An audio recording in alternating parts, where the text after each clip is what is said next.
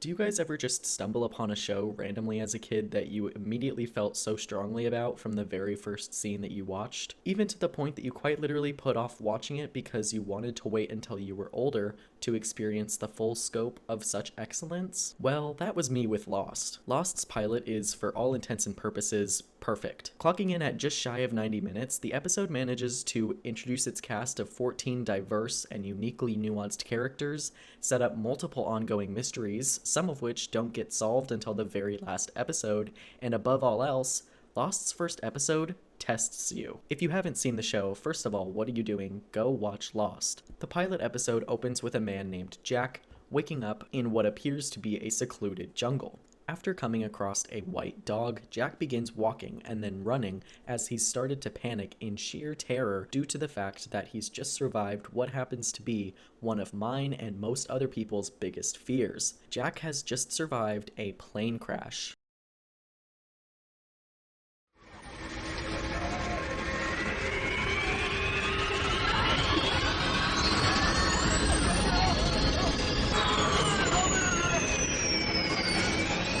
The episode then spends its next 7 minutes completely saturating your screen with the sound of total unrest. The burning plane fuselage draped across the white sand, surrounded by its own passengers, is nothing if not nightmarish. Our hero Jack, who happens to be a doctor, rushes over to a man who's caught under a plane leg. He has 2 other passengers help him, but before they're able to remove the leg from atop the man's body, a pregnant woman in the distance begins writhing in pain with what is assumed to be contractions. While Jack converses with her, a man is pulled into the engine by force before it explodes like a volcano, painting the scene and everyone in it with burning shrapnel. Jack has another passenger help calm the woman down before running over to another woman who is unconscious. Jack is able to successfully perform CPR on her before noticing that the plane wing is about to fall on the pregnant woman and the man next to her. Jack then rushes to them and gets them out of the way just before the wing falls. After it falls and explodes, the scene sits in slow motion, finally allowing us to absorb the utter chaos and destruction unfolding in front of our eyes. The beautiful chorus of Michael Giacchino's Credit Where Credit Is Due serenades us as the calamity slowly relaxes.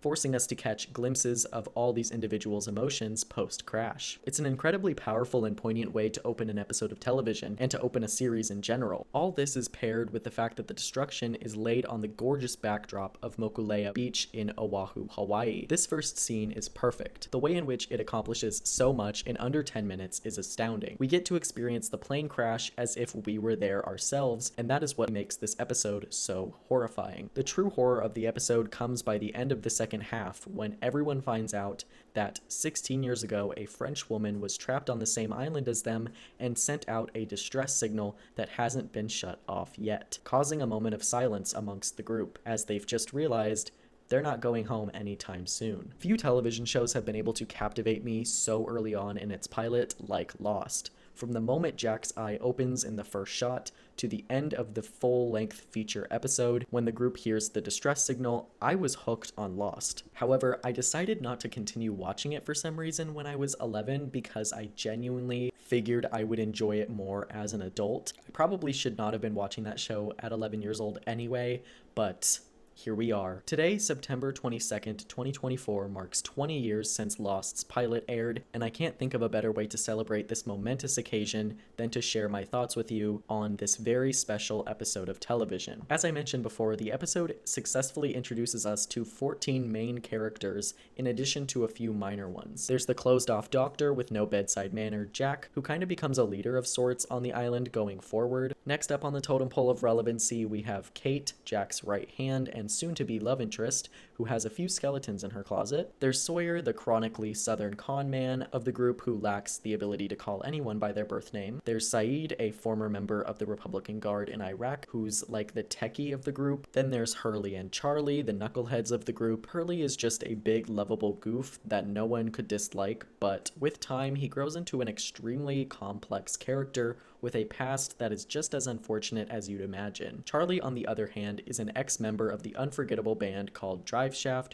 who happens to suffer from a drug problem. There's Claire, the 8 months pregnant Australian of the group, who quickly becomes besties with Charlie and Hurley. Always one to be a genuinely nice person, Claire is perhaps the nicest of everyone on the island, as she almost never gets into arguments or fights with anyone. There's also the father-son duo of Michael and Walt. Michael is the overprotective helicopter parent, and that's really all there is to say about him, other than the fact that he used to work in construction. Walt, on the other hand, is giving the kid from The Shining, and I won't elaborate any further, but just know that he is often seen in very supernatural situations. We also have Sun and Jin, the best characters, by the way, a Korean couple that is struggling to rekindle their love due to a very recent business venture which saw Jin flat out turn into a villain in his wife's life. Another duo, this time step-siblings Shannon and Boone, both a little one-note, but also pretty lovable on their own. Shannon is early 2000s Paris Hilton,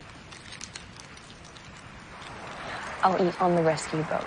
And Boone is early 2000s Ian Somerhalder, quite literally. Last, but certainly not least, we have John Locke, one of the most annoying little rats to ever be seen by my pupils. John is the self-righteous, we're here for a purpose adventurer that constantly tries to force the group into overly complicated voyages in an attempt to soothe his inner child, which was abandoned by his father and never taught how to fish. Locke is quite literally the worst character, I'm telling you this right now, not the worst written character. He's written great, and the performance is great, but he just pisses me the hell off. Lost's characters are so diverse, and while the writers definitely have favorites, each one is complete and round with unique goals and character traits. Every episode focuses on a new character and uses that format to explore their backstories as well. Lost's cast only grows as the seasons continue, and it's one of the most well-balanced shows when it comes to its character development. So Lost is a mystery show first and foremost. It's much more based in a mystery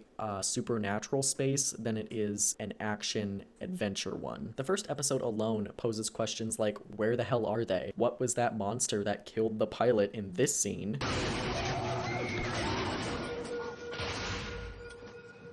Why are there polar bears on this island if it's the tropics? And what was that distress signal that group heard at the very end of the episode? All of these questions get answered at some point in the series, and it takes a long time to get to most of these answers, and each new season poses like 5 to 20 new questions, and that is one of the main draws of Lost. It's always going to introduce new questions and new mysteries for the viewers to tap into in order to keep them interested. The cinematography of Lost is perfect. The show has the luxury of using film cameras to achieve its timeless look throughout all 6 seasons. The constant changing locations between the flashbacks and the present-day storylines is what keeps the show interesting. The flashbacks offer a more focused and stabilized atmosphere for the equally grounded stories the show presents, whereas the present-day plots are conveyed through handheld and shaky cam shots that place you in the action of the exciting island. The juxtaposition between these two storylines diversify and balance out the show's cinematography so that the viewer isn't accustomed to one particular style of camera work within a given episode. Oh boy, the music.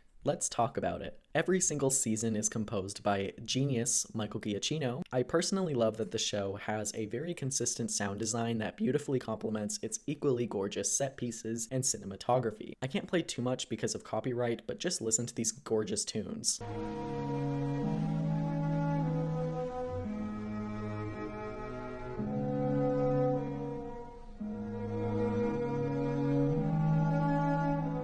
Michael Giacchino is a genius mind that also scored Pixar films such as Ratatouille and The Incredibles. He's also done work for action films such as Mission Impossible and Jurassic World. It's actually so captivating to me that his main 2 genres of focus are sweet, heartwarming children's films and fast-paced action films, because Lost's soundtrack is just as diverse as the man's work itself, ranging from gorgeous string ensembles. I want to tell you what I did. I don't want to know. To horror-inducing pieces with no melodic structure.